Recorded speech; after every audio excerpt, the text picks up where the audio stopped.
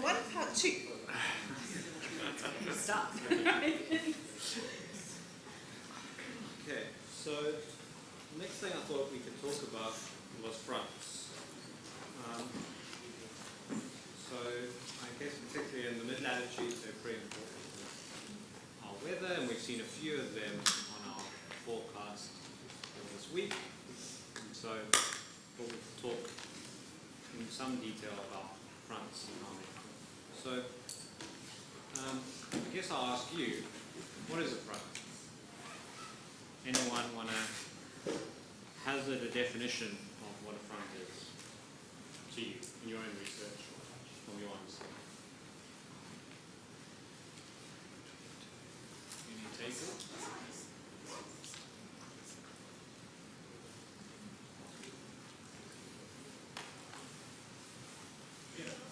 Boundary between two MSs. Boundary between two MSs. Right. Yeah. Boundary between cold air mass and warm air mass. Okay, so a temperature gradient, right? Right. Any other takers? Any other characteristics of a front that you want to highlight that you think are important to what a front is? Right, so we have a boundary between air masses and a boundary between a warm air mass and a cold air mass, which are good, all good definitions, and I think probably have used in some kind of literature somewhere along the line at some point. This is what Brian Oskins said about fronts. He says it's probably a mistake at a rigorous definition of the front, and it's because you could probably define a front as a lot of things, depending on what you're looking at. So there are lots of fronts in the atmosphere. The word front is used for a whole bunch of things, from gust front, which is a wind thing potentially, to a dry line, you could probably consider that as a front, to a mid-latitude synoptic scale front connected to an extratropical cyclone, which is what we commonly think of as a front. And so it's used a lot for a lot of different reasons, and so to come up with a definition is quite hard. But at least from a mid-latitude extratropical cyclone perspective, which is what will be the focus today, even though we might not know exactly what a front is, we don't have an exact definition, we know it's some kind of a temperature gradient, some kind of a boundary, it's hard to come up with exactly 100% definition, this is what it is. But we do know, when we're analyzing a chart, what a front maybe is not. Right? This is from a paper by Sanders and Oswald, and it's I think in the 90s, and it's about analyzing fronts on surface charts. And this is what they say a front is not. A front is not a low pressure trough. So often you will have a low pressure trough, you'll have your isobars bending up as you go over the front, low pressure trough. But if you were to try and identify them, you probably couldn't use a low pressure trough to define a front. You can get low pressure troughs without fronts. So this is probably a kind of second order characteristic of the front. Right? A front, and I know maybe for the Uni Melbourne people, maybe this is controversial. A front is not a wind shift. Right? So you often get wind shifts with fronts. It's often southwesterly to northwesterly. But just like a low pressure trough, a wind shift is actually a second order characteristic of a front. Not all fronts have wind shifts, or very discernible wind shifts at least. So I would like to argue that the front is not a wind shift. Another controversial one. A front is not a dew point difference, and a dry line is probably a front, right? But I'm talking about identifying fronts that are connected to mid-latitude, big extratropical cyclones. Your dew point difference probably is a third order difference, maybe, something like that. So really, it's not a dew point difference. Some people even identify synoptic scale fronts by dew point differences. I'm is it a front? Probably. That may be debatable. So that's why it's maybe a bit controversial. And then a front is not a line of cloud or precipitation. You can get lines of clouds of precipitation without a front.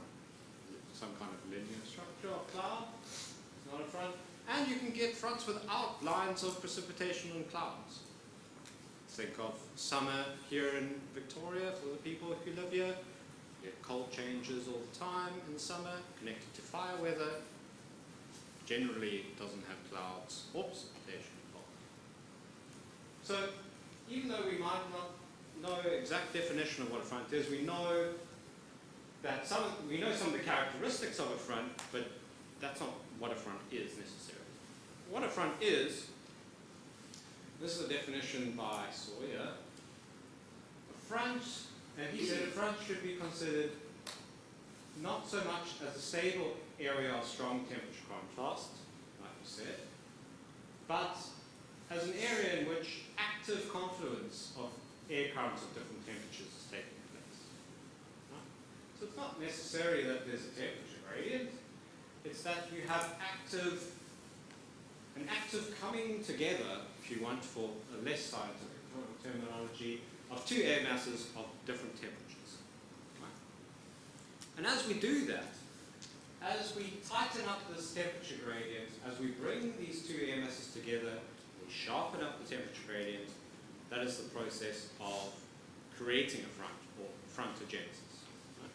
And this is the process we will look at mostly today, and there will be some caveats afterwards as well.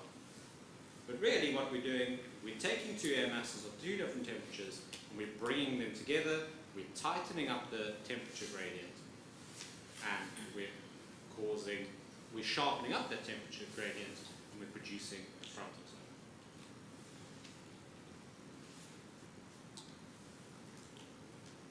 So, to cut a long story short, if you see a wind change on a synoptic chart, it's not necessarily a front for whatever you're talking about tomorrow.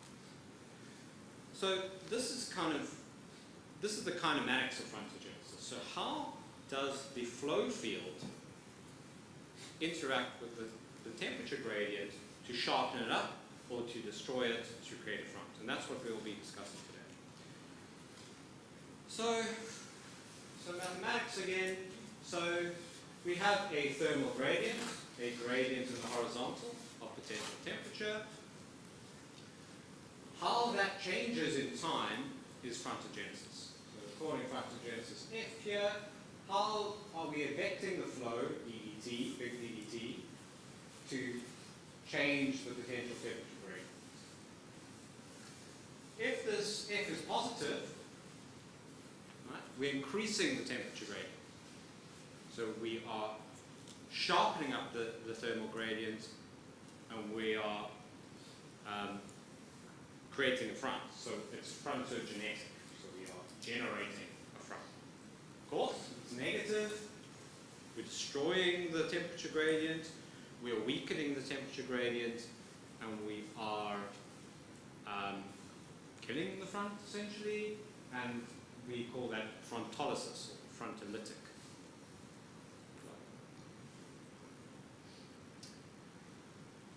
So a very simple form of the thermodynamic equation, maybe more simple than we thought of this morning, but the thermodynamic equation, the change in the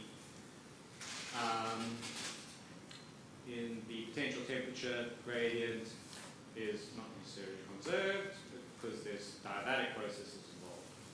But if we expand this and we do some math and we sort out all the algebra, eventually we can get to this long equation. Why does my mouse keep doing that? This long equation, which looks like that. And there's some terms there that you may not recognize, but we're going to go through each term, and we're going to see how each term may affect the value f as to whether it is frontogenetic or frontolytic. So is it creating a front or destroying it? Right? And we'll go go through each one. So the first term is this term here, half v of the thermal gradient, and we're going to define d as the divergence or convergence. So this first term involves divergence.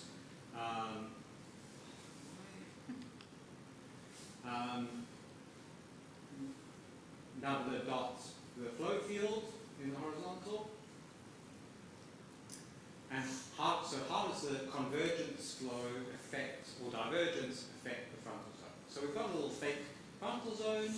It's a thermal gradient directed back. Right? So if we have a convergence in the middle, we are bringing air, cold air, towards this point, and we're bringing warm air towards this point. And so it should be fairly evident that this is going to be frontogenetic. So we are bringing by cold air advection, we're sharpening up the temperature gradient here, and by bringing warm air further this way, you're sharpening up the temperature gradient here. So a convergent flow is frontogenetic. Mathematically, well, divergence, D, negative divergence, convergence. So that's a negative times a negative is a positive. That's just the magnitude, positive, positive. Pretty simple. Of course, divergence, we are taking this air here, we are vectoring that air here, we are separating out this potential temperature gradient. Divergence frontolytic, divergence positive. This is negative times a positive, it's a negative. Negative frontogenesis function is frontolytic. So convergence, frontogenetic, divergent flow over a thermal gradient, frontolytic. Not rocket science so far. Next term is a deformation term, right? And essentially it represents confluent flow. So the mathematics is over here if you're interested, but essentially it is a convergence of two air masses along this angle beta, right? So this angle here is what we call the axis of dilatation, and it's the direction in which you are stretching out your parcel of air, if you want to call it that. So we're taking this air mass and it's confluent, and we're stretching it out along this axis of dilatation and so we call this the axis of dilatation, right? And this beta angle is the angle between this axis and your thermal gradient. So if we have an axis along here, say just in the y direction, your beta angle is going to be roughly 45 degrees. Right? So in this case, beta is 0, they're along the same angle. So it makes things nice and easy. So in the equation for this part of the frontogenesis, the deformation, our E dash term is simply a magnitude, as you can see here. It's basically a function of stretching in different directions. So everything is dependent really, or the sign of F is really dependent on this cos beta term. So qualitatively, what we can see is we're bringing a cold air mass inwards by this confluent flow. We're bringing a warm air mass inwards as well. So qualitatively, we can see that we are tightening up the temperature gradient, and we are therefore producing a stronger front. Mathematically, well, the cos of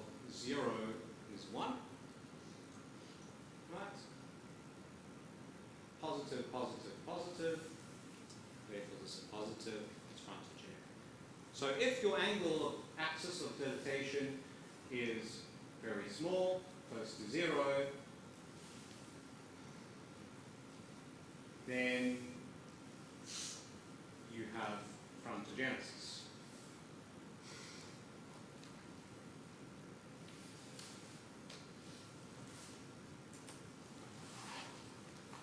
Conversely, if our axis of dilatation, our angle of maximum stretchiness, or in the very scientific terminology, if it is perpendicular to your thermal gradient, what are we going to be doing? So we're going to be taking this air, we're going to be affecting it out here, we're going to take your colder air mass, and you're going to be affecting it away from the thermal gradient, and you can see qualitatively you're going to be pulling apart this thermal gradient. So you can see qualitatively that you're going to be destroying the thermal gradient. It's frontolytic. Mathematically, very easy. Beta being 90 makes the cos term cos of 180 minus 1. Right. So that's negative. That's a magnitude. That's positive. That's a magnitude. That's positive. And so your frontogenesis function by deformation in this configuration is negative. It's frontolytic. It's destroying the front. Right? What do you see there?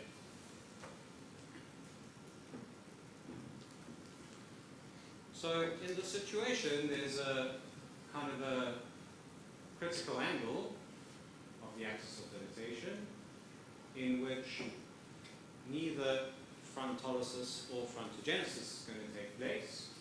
So this is when f is 0, and f is 0 when beta is going to be 45 degrees. So cos of 90 is 0, this becomes 0. So in a confluent flow pattern like this, when we have a small angle of your axis of dilatation, it's frontogenetic. When we have a large angle above 45 degrees, it's frontolytic.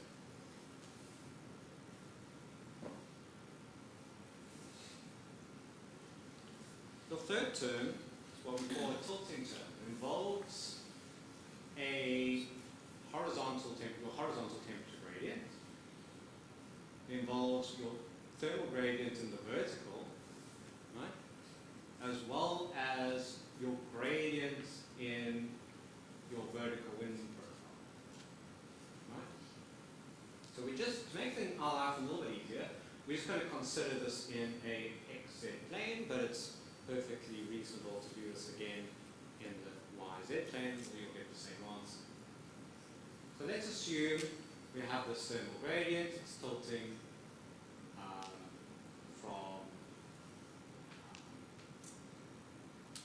from the pole, it's tilting towards the equator, like we saw earlier. And let's then assume we have some vertical motion on the western side and downward vertical motion on the eastern side. So we're going to have a gradient in our vertical motion. And we have a gradient in the horizontal as well in our thermal profile, of course. So from the 2D sense, your thermal gradient is here. So as we walk along the x-axis, we're going from an upward vertical motion to a downward vertical motion. So as we walk along here, our W gets less and less and less. So dW dx is less than 0. d theta dz is always going to be positive. It's a thermal structure in vertical, always points upwards. And our d theta dx, as we walk along the x-axis, we go from a cold value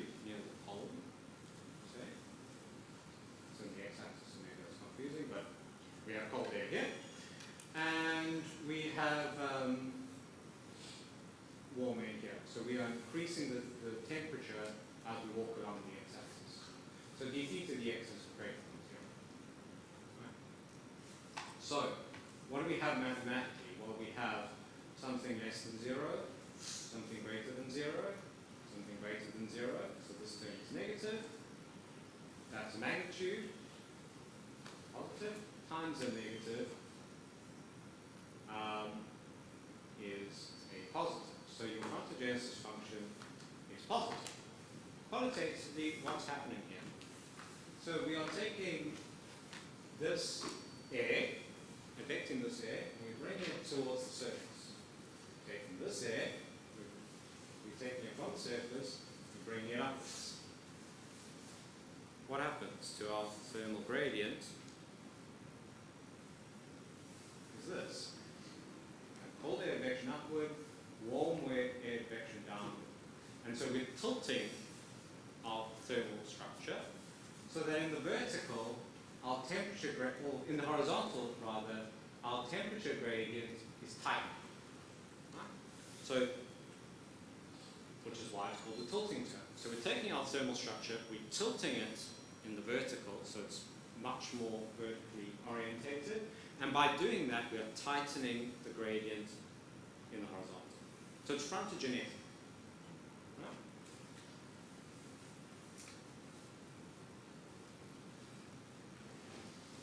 If we do the opposite, so we affect warm air from the upper troposphere downward and cold air from the surface upward on the other side of the temperature gradient. What happens? We quantitatively we tilt the thermal structure so that it's more flat, right? So our horizontal thermal gradient becomes much weaker. It's frontolytic, right? Mathematically, it's the same terms. All that's changed is our vertical profile in the x direction, and so this changes some. So not only can our horizontal flow structure affect our thermal gradient, but also the vertical flow structure can affect the horizontal gradient by tilting the structure in the vertical.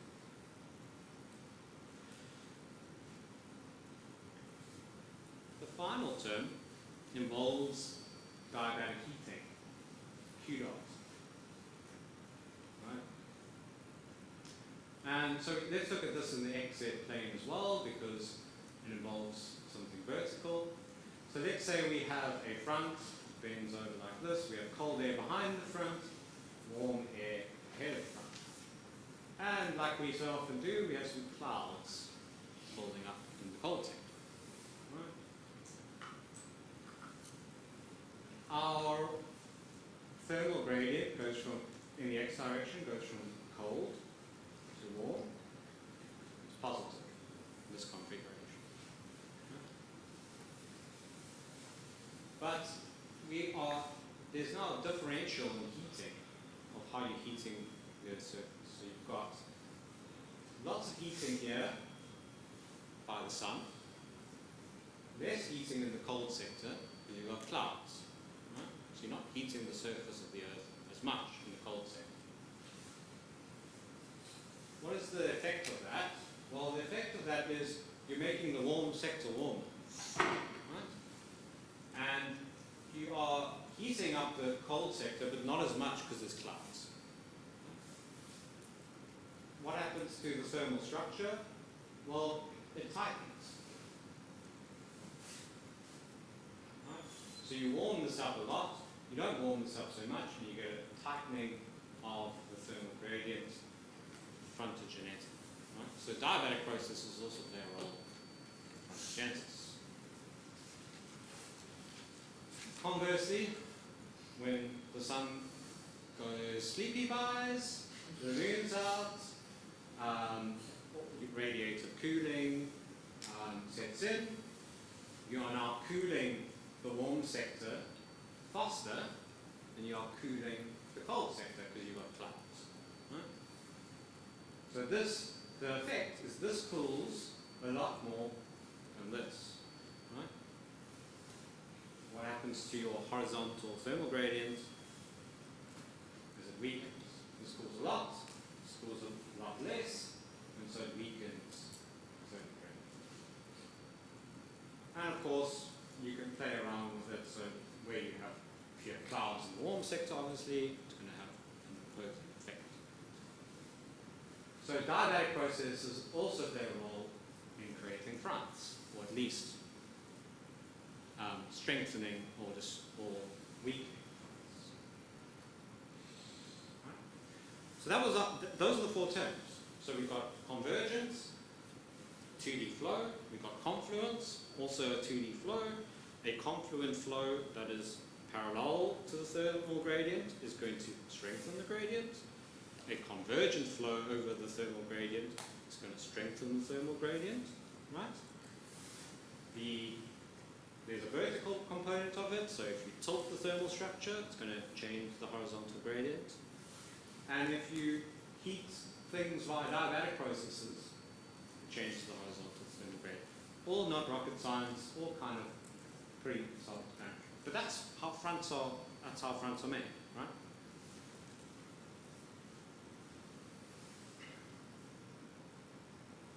Turns out that the last two terms, so our tilting term and our diabatic term, are important, but not as important as the first two. So a good approximation of frontogenesis is simply the deformation term, how confluent the flow is and the angle at which that is happening, and the divergence term. And this is a very good approximation of frontogenesis. It's only on a 2D plane, which is quite nice. And it is a good approximation of how much essentially thermal gradient tightening you're getting. And this is well known, and it's called Pearson's frontogenesis function. Right? So pretty much every paper you read on fronts will have some kind of, well, if it doesn't, I don't know why it's a front paper, but it will have some kind of frontogenesis function involved. So it's very simple. It's confluence and it's convergence. That's all it is. If it's positive, it's frontogeneric, the gradient's tightening. If it's negative, it's frontolytic, the gradient's weakening. This is a familiar map to you.